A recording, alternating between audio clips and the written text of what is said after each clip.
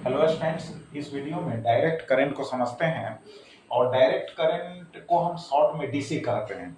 तो इसको ऐसे समझे, जिस करंट का वैल्यू फिक्स हो यानी मैग्नीट्यूड फिक्स हो यानी परिमाण निश्चित हो, नियत हो, और दिशा यानी डायरेक्शन भी फिक्स हो, यानी एक ही डायरेक्शन में करंट रेगुलर है ना फ्लो होता हो, तो ऐसे करंट को हम कहते हैं डायरेक्ट करंट। ठीक है, अब फिगर के द्वारा समझ लो। यहाँ पर +5 एम्पियर मैंने पुट कर दिया। ठीक है, तो अब क्लियर है कि टाइम के साथ जो है ऑलवेज जो है +5 एम्पियर जो करंट जो है ना, फिक्स डायरेक्शन में फ्लो हो रहा है।